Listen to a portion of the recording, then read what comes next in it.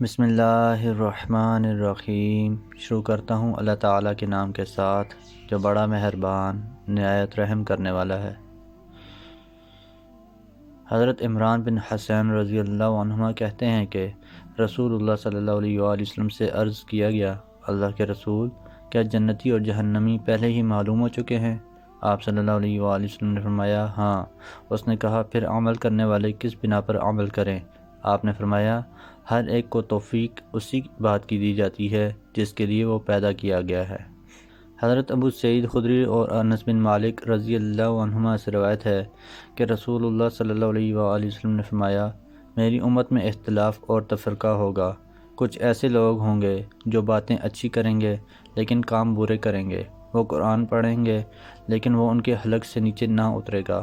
وہ دین سے اسی طرح نکل جائیں گے جس طرح تیر شکار سے نکل جاتا ہے۔ وہ اپنی روش سے باز نہیں آئیں گے جب تک تیر سوفار یعنی اپنی ابتدائی جگہ پر الٹا نہ آ جائے۔ وہ سب لوگوں اور مخلوقات میں بدترین لوگ ہیں۔ بشارت ہے اس کے لیے جو انہیں قتل کرے یا جسے وہ قتل کریں۔ وہ کتاب اللہ کی طرف بلائیں گے حالانکہ وہ اس کی کسی چیز سے کچھ بھی تعلق نہیں رکھتے ہوں گے۔ جو ان سے قتال کرے گا وہ لوگوں میں سب سے زیادہ اللہ سے قریب ہوگا۔ لوگوں نے عرض کیا، اللہ کے رسول، ان کی نشانی کیا ہوگی؟ آپ صلی اللہ علیہ وآلہ وسلم نے فرمایا، سر منڈانا۔ براء بن عازب رضی اللہ عنہما کہتے ہیں کہ ہم رسول اللہ صلی اللہ علیہ وآلہ وسلم کے ساتھ انصار کے ایک شخص کے جنازے میں نکلے۔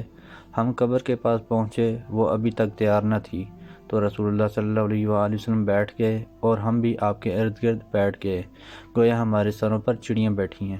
آپ صلی اللہ علیہ وآلہ وسلم کے ہاتھ میں ایک لکڑی تھی جس سے آپ زمین کورید رہے تھے۔ پھر آپ صلی اللہ علیہ وآلہ وسلم نے سر اٹھایا اور فرمایا، قبر کے عذاب سے اللہ کی پناہ طلب کرو۔ اسے 2 یا 3 بار فرمایا۔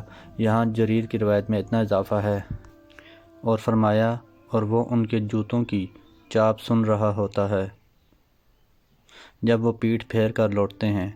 اسی وقت اس سے پوچھا جاتا ہے، اے جی، تمہارا رب کون ہے؟ تمہارا دین کیا ہے؟ اور تمہارا نبی کون ہے؟ حناد کی روایت کے الفاظ ہیں، آپ صلی اللہ علیہ وآلہ وسلم نے فرمایا، پھر اس کے پاس 2 فرشتے آتے ہیں، اسے بٹھاتے ہیں اور اس سے پوچھتے ہیں، تمہارا رب یعنی معبود کون ہے؟ تو وہ کہتا ہے، میرا رب یعنی معبود اللہ ہے۔ پھر وہ دونوں اس سے پوچھتے ہیں، تمہارا دین کیا ہے؟ وہ کہتا ہے، میرا دین اسلام ہے۔ پھر پوچھتے ہیں، یہ کون ہے جو تم میں بھیجا گیا تھا؟ وہ کہتا ہے، وہ اللہ کے رسول صلی اللہ علیہ وآلہ وسلم ہیں۔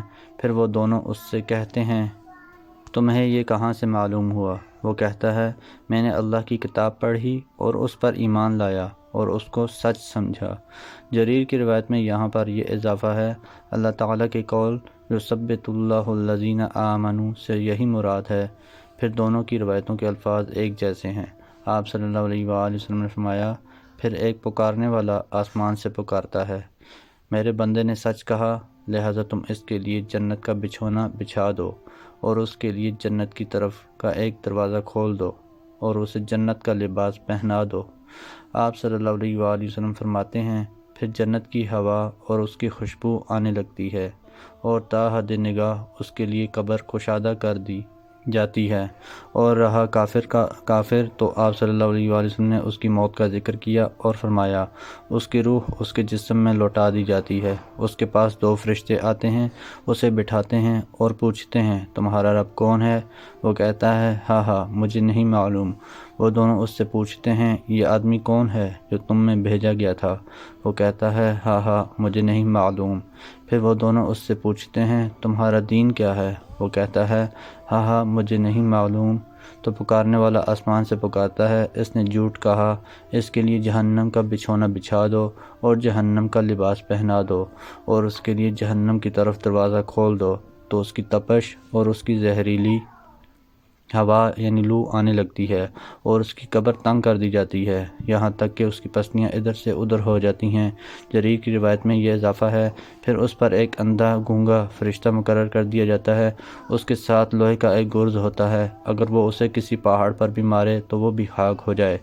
چنانچہ وہ اسے اس کی ایک ضرب لگاتا ہے جس کو مشرق و مغرب کے درمیان کی ساری مخلوق سوائے آدمی و جن کے سنتی ہے اور وہ مٹی ہو جاتا ہے۔ آپ صلی اللہ علیہ وآلہ وسلم فرماتے ہیں پھر اس میں روح لوٹا دی جاتی ہے۔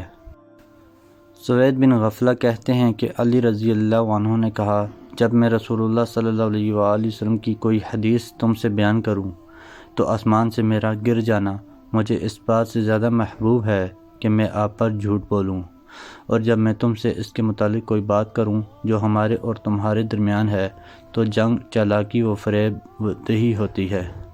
میں نے رسول اللہ صلی اللہ علیہ وآلہ وسلم کو فرماتے سنا، آخری زمانے میں کچھ ایسے لوگ آئیں گے جو کم عمر اور کم عقل ہوں گے، جو تمام مخلوقات میں بہتر شخص کی طرح باتیں کریں گے۔